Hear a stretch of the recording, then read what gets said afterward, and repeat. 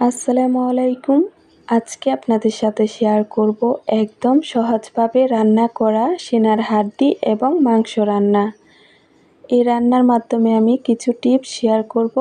আশা করি রেসিপিটি আপনাদের কাছে ভালো লাগবে। চুলায় একটি প্যান বসিয়ে পরিমাণ মতো রান্নার তেল দিয়েছি।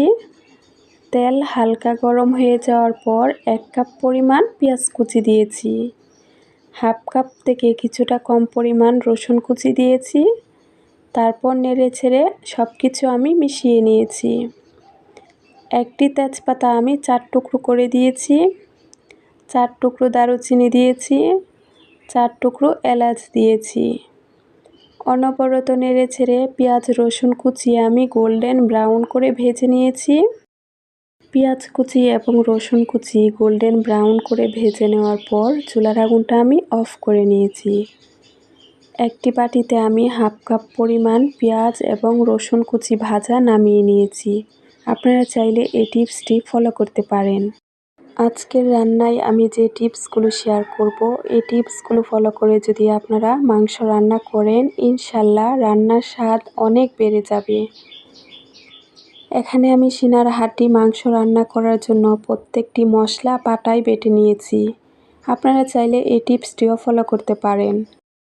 1.5 কেজি পরিমাণ সিনার হাড্ডি মাংস রান্না করার জন্য 2 চামচ পরিমাণ লাল মরিচ বাটা দিয়েছি, 1.5 চামচ পরিমাণ হলুদ বাটা দিয়েছি, 1.5 চামচ পরিমাণ ধনিয়া বাটা দিয়েছি, 1 চামচ পরিমাণ জিরা বাটা দিয়েছি, 1.5 চামচ পরিমাণ আদা বাটা দিয়েছি, হাফ চামচ পরিমাণ গরম মশলা বাটা দিয়েছি, তারপর 1 কাপ পরিমাণ পানি দিয়েছি।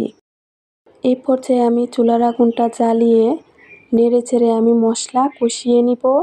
আপনারা চাইলে এখানে একটি টিপস ফলো করতে পারেন। পেঁয়াজ বেরেস্তা করে নেওয়ার পর চুলার আগুন জ্বালিয়ে মশলা অ্যাড করলে পেঁয়াজ বেরেস্তা পুড়ে যায়। আপনারা চাইলে এখানে চুলাটা বন্ধ করে প্রত্যেকটি মশলা দিয়ে তারপর চুলার আগুন জ্বালিয়ে মশলা নেড়েচেড়ে কষিয়ে নিতে পারেন। 1 মিনিট সময় নেড়েচেড়ে মশলা কষিয়ে নেওয়ার পর এখানে আমি হাফ কাপ পরিমাণ ব্লেন্ডার করা টমেটো দিয়েছি। তারপর স্বাদ মতো লবণ দিয়েছি। তারপর আমি নেড়েচেড়ে সব কিছু মিশিয়ে নেওয়ার পর ঢাকনা লাগিয়ে আমি মশলাটা ভালোভাবে কষিয়ে নিয়েছি। টমেটো যদি আপনারা পছন্দ করেন তাহলে আপনারা মাংস রান্নায় টমেটো দিতে পারেন, আর যদি পছন্দ না করেন এটা বাদ দিতে পারেন। তারপর মশলাটা ভালোভাবে কষিয়ে নেওয়ার পর এখানে আমি সিনার হাড্ডি এবং মাংস মশলার মধ্যে দিয়ে দিয়েছি। তারপর নেড়েচেড়ে হাড্ডি এবং মাংস মশলার সঙ্গে ভালোভাবে মিশিয়ে নিয়েছি। মশলার সঙ্গে মাংস ভালোভাবে নেড়েচেড়ে মিশিয়ে নেওয়ার পর ঢাকনা লাগিয়ে নিয়েছি। চুলার আগুন মাঝারিতে রেখে আমি মাংস ভালোভাবে কষিয়ে নিব। মাংস থেকে যে পরিমাণ পানি উঠেছে এই পানি দিয়ে আমি মাংসটা ভালোভাবে কষিয়ে নিব। চুলার আগুন মিডিয়ামে রেখে আমি প্রায় 30 মিনিট সময় মাংস এবং হাড্ডি ভালোভাবে কষিয়ে নিয়েছি। 30 মিনিটের ভিতরে আমি 4 থেকে 5 বার ঢাকনা উঠিয়ে সব কিছু নেড়েচেড়ে দিয়েছি। মাংস এবং হাড্ডি ভালোভাবে কষিয়ে নেওয়ার পর আমি এখানে আলু অ্যাড করে নিয়েছি। আলু আমি একটু বড় সাইজ করে কেটে তারপর ভালোভাবে ধুয়ে পরিষ্কার করে অল্প পরিমাণ হলুদ দিয়ে প্যানের মধ্যে আমি প্রথমে ভেজে তারপর মাংস এবং হাড্ডির সঙ্গে অ্যাড করে নিয়েছি। আপনারা যদি আলু পছন্দ করেন তাহলে আপনারাও আলু ঠিক এইভাবে ভেজে তারপর মাংস এবং হাড্ডির মধ্যে অ্যাড করে নিতে পারেন। এখানে আমি একদম ফুটন্ত গরম পানি হাফ কেজি পরিমাণ দিয়েছি। তারপর নেড়েচেড়ে আমি সব কিছু মিশিয়ে নিয়েছি। রান্নার এই পর্যায়ে ঢাকনা লাগিয়ে চুলার আগুন বাড়িয়ে তারপর রান্না করে নিতে হবে। 5 মিনিট পর একবার ঢাকনা উঠিয়ে আমি সব কিছু নেড়েচেড়ে দিয়েছি। আবারও ঢাকনা লাগিয়ে 5 মিনিট সময় রান্না করে নিয়েছি। তারপর ঢাকনা উঠিয়ে আমি পেঁয়াজ ভাজা এবং রসুন ভাজা অ্যাড করে নিয়েছি।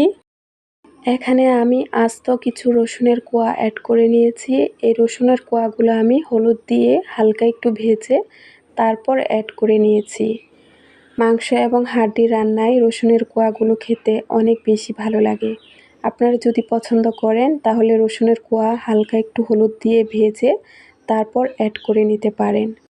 আস্ত রসুনের কোয়া এবং পেঁয়াজ ভাজা রসুন ভাজা দেওয়ার পর মাঝারি আঁচে ঢাকনা লাগিয়ে আমি আরও 20 মিনিট সময় রান্না করে নিয়েছি। 2 থেকে 3 বার আমি ঢাকনা উঠিয়ে সব কিছু নেড়েচেড়ে দিয়েছি।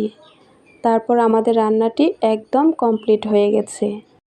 সিনার হাড্ডি এবং মাংস রান্নায় যে টিপসগুলো আমি শেয়ার করেছি, এই টিপসগুলো ফলো করে আপনারা যদি রান্না করেন ইনশাল্লাহ অনেক বেশি সুস্বাদু এবং মজাদার হবে। আশা করি আজকের রেসিপিটিও আপনাদের কাছে ভালো লেগেছে। সবাই ভালো থাকবেন, সুস্থ থাকবেন। আল্লাহ হাফেজ। আসসালামু আলাইকুম।